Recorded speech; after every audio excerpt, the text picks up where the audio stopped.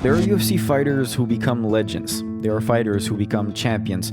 And then there's Bryce Mitchell, a guy who might never wear UFC gold, but somehow, against all odds, might still become a star. Not because he's the best fighter in the world, but because he's the only fighter who could call Elon Musk a false prophet on a podcast, fight demons in his dreams, and still have half the MMA world tuning in like, yo, what's he gonna say next?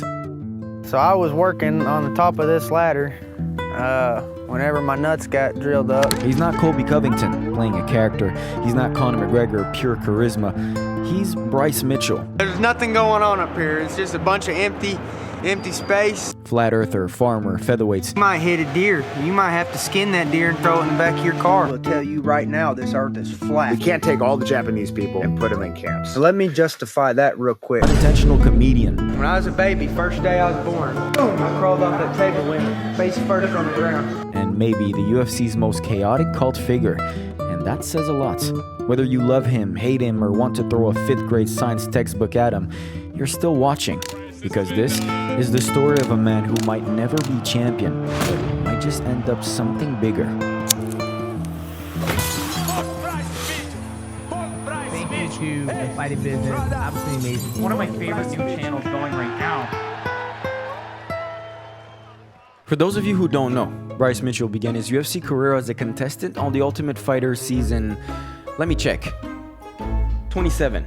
Now remember, the coaches were DC and Stipe, and Cormier was the one who picked Bryce for his team. And even back then, Doug Nasty was... What are you making? I'm trying to make a bow. well, I had a badass dream last night. I was walking through the woods, and then out of nowhere, this baby deer tries to run by me, and I just tackled it and started petting it, started taking pictures with it. the guy has been consistent for a long time, but despite his obvious eccentricities, he was good. Cormier recognized it, and Mitchell proved it by making his way to the semi-finals. He lost to Brad Katona, the eventual winner of the entire tournament, but the UFC saw promise and character in Mitchell, and he was signed soon after. As a pro MMA fighter, Bryce was undefeated, and he kept this streak going as he rose through the ranks at 145. When he beat Edson Barbosa, he joined the prospects group alongside the likes of Movsar Evloev, Diego Lopez, and Ilya Topuria. Mind you, he was still talking nutty in the background, from Earth being flat to Satan himself shitting in his cereal. They don't call me nasty for nothing. I don't even wash these mouthpieces, and I share them with my buddies. What do you mean by that? But that was just background noise. The real interest was whether this dude, still undefeated by the way, could do enough to become a contender, or maybe even a champion. After the win over Barbosa, the UFC arranged a collision between Bryce Mitchell and a fellow undefeated prospect, Ilya Topuria, and Bryce got gored. Topuria mauled him and showed that they were levels. Now, no longer undefeated, Bryce's wisdom, shall we say, became more prominent. Now, he wasn't known as an undefeated prospect, but as a flat earther who had absolutely no filter at all. Hey, I'm here to call out Joe Rogan for talking crap about me and talking crap about my mama. He's been doing it for too long. Me and my mama will tell you right now, this earth is flat. For some reason though, he wasn't overly annoying. You'd click on his interview not to hate, but to be entertained. He didn't have a manufactured character like Colby or Michael Chandler. He was just Bryce Mitchell, someone who had no idea what he was talking about, but he kept going, and his skills, while maybe not enough to be champion, were enough to keep him a prominent name at 145.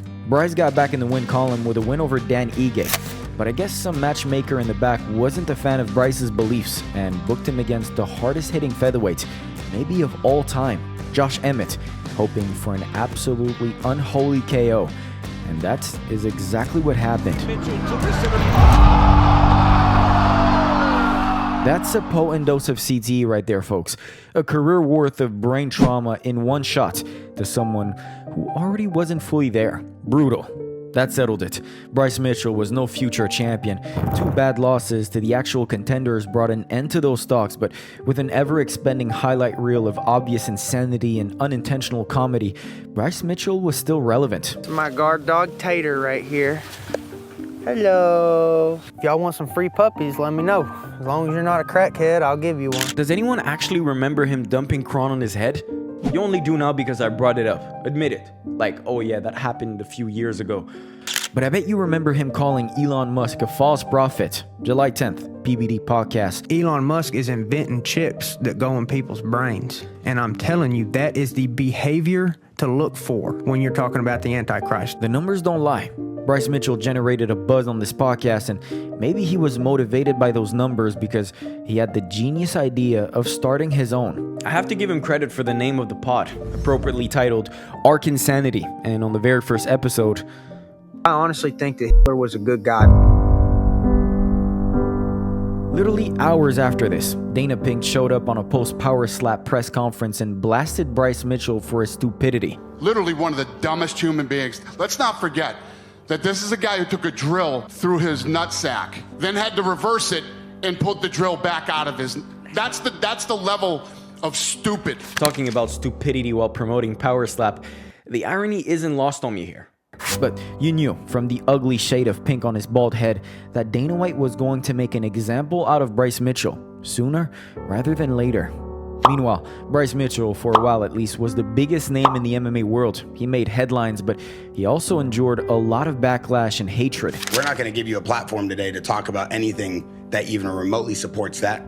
No, we're not going to give you a platform I don't want to justify what you said. This is where most people start to crumble. You've said something that will stick with you for the rest of your career and will always be brought up against you. After a blunder like this, most folks quietly and desperately try to fade away. After an apology, their social media accounts are removed and they pray to God that they are never mentioned again.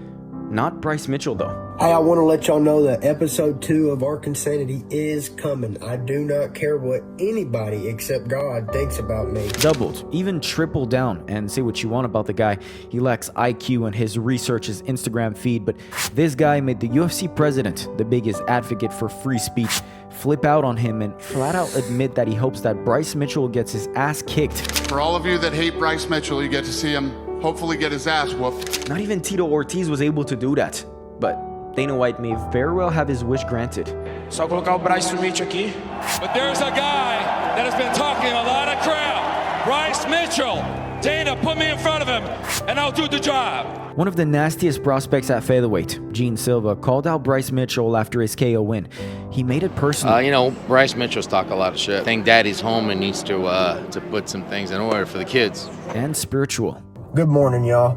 I need all my Christian warriors to pray for me that I would have peaceful sleep. Every single night since the day before the press conference, I've had demonic dreams. You know it's a war of flesh and soul when you send both demons and fairies to hunt another man. All kidding aside, the point that needs the most attention here is the fact that Bryce Mitchell, who made an enemy of his own boss, stepped up and accepted the Jean Silva matchup with no hesitation at all. Was there any hesitation in taking the fight just because of where he's kind of at in the division? I asked for the fight, and all these people call me out, and every time I ask for the fight, and this is the only one that they've given me. He is the biggest underdog on the card, and in my personal prediction, he probably gets chinned. But as clueless as he is, and as little as he knows, you cannot deny that Bryce Mitchell, misguided or just ignorant, is risking it all against Jean Silva, and if somehow pulls off the upset, he will become a star, and Dana White will just have to deal with it. On second thought, scratch that. Bryce Mitchell won't be a star. He's too chaotic, too unhinged. He'll be a supernova, brief, blinding, and impossible to contain, something the UFC might not be able to handle. Bryce Mitchell, armed with Instagram research, God, and a questionable understanding of physics, is about to walk into the cage at UFC 314 against a certified killer, someone faster, meaner, and cleaner on the feet. Like I said, he's the biggest underdog on the card, and this could very likely be another brutal KO that sends Bryce back to the farm with more CTE. But if he wins, if Bryce Mitchell shocks the world, you better believe that post-fight interview will be something else. Because love him or hate him, Bryce Mitchell is pure chaos. And chaos, it always gets airtime.